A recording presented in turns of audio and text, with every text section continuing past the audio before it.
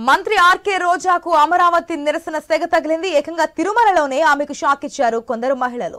తిరుమలలో దర్శనం చేసుకుని వస్తున్న మంత్రికి కొందరు మహిళలు తారసపడ్డారు. వాళ్ళంతా మంత్రి రోజాను చూడగానే అమరావతి నినాదాలు అందుకున్నారు. జై అమరావతి అంటూ మంత్రి చుట్టూ చేరి గొంతెత్తడంతో షాక్ తిన్నారు రోజా. అమరావతికి మద్దతు ఇవ్వాలని మహిళలు కోరారు. కానీ వారిని పట్టించుకోకుండా నవ్వుతూ ముందుకెళ్లిపోయారు మంత్రి.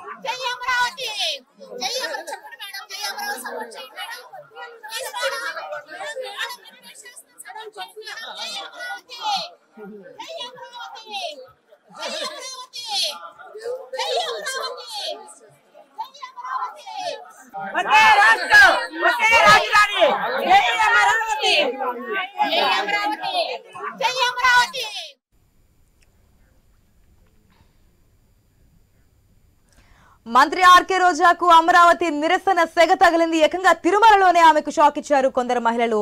తిరుమలలో దర్శనం చేసుకుని వస్తున్న మంత్రికి కొందరు మహిళలు తారసపడ్డారు. వాళ్ళంతా మంత్రి రోజాను చూడగానే అమరావతి నినాదాలు అందుకున్నారు. జై అమరావతి అంటూ మంత్రి చుట్టూ చేరి గొంతెత్తడంతో షాక్ తిన్నారు రోజా. అమరావతికి మద్దతు ఇవ్వాలని మహిళలు కోరారు. కానీ వారిని పట్టించుకోకుండా నవ్వుతూ ముందుకెళ్లిపోతున్నారు రోజా. ఆ విజువల్స్ కూడా మనం క్లియర్ గా స్క్రీన్ లో చూస్తున్నాం. అమరావతికి మద్దతు ఇవ్వండి, ఒకే రాష్ట్రం ఒకే రాజధాని అంటూ కూడా తిరుమలలో ఉన్నటువంటి సేవకులందరూ కూడా నినాదాలు చేస్తున్నటువంటి పరిస్థితి. పూర్తి డీటెయిల్స్ మా తిరుపతి ప్రతినిధి వర్మ ద్వారా తెలుసుకుందాం. రైట్ వర్మ, మనం చూస్తున్నాం అమరావతి నినాదాలు ఏకంగా టీటీడీలోనే మనకు కనిపిస్తున్నాయి. తిరుపతి దేవస్థానంలో సేవకులు డిమాండ్ చేస్తున్నారు మంత్రి రోజా అక్కడికి వచ్చిన సందర్భంగా. డీటెయిల్స్ ఏంటి?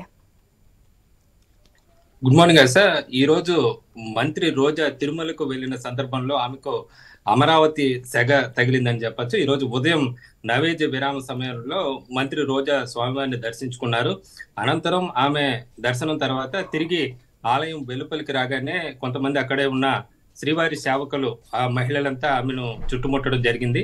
అలాగే ఆమెతో సెల్ఫీలు తీసుకోవాలని చెప్పి కూడా దగ్గరికి రావడం జరిగింది. అనంతరం ఆమెను తాము అమరావతి నుంచి వచ్చామని, మీరు కూడా అమరావతి రాజధాని అంశానికి సపోర్ట్ పలకాలని ఆమెను కోరారు. అలాగే జై అమరావతి అనాలని కూడా మంత్రి రోజాతో వ్యాఖ్యానించడం జరిగింది. అయితే దీన్ని రోజా సున్నితంగా తిరస్కరించారు. నవ్వుతూనే అక్కడి నుంచి వెళ్లిపోయారు. దీంతో వాళ్ళు జై అమరావతి అంటూ కూడా రోజా వెనుకలే ఆ మహిళలంతా కూడా నినాదాలు చేసిన పరిస్థితి అయితే ఉంది. ప్రస్తుతం ఇది చర్చనీయాంశంగా మారిందని చెప్పుకోవచ్చు. ఎందుకంటే తిరుమలలో శ్రీవారి నామాలు తప్ప ఇతరులను స్తుతించడం కానీ మిగతా అంశాలు అక్కడ పూర్తిగా నిషేధము.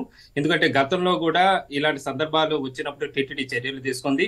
అంతేకాదు గతంలో అమరావతి మహిళల యాత్ర జరిగినప్పుడు కూడా వాళ్ళందరికీ వందలాది మందికి తిరుమల శ్రీవారి దర్శనం కూడా టీటీడీ ఏర్పాటు చేసింది.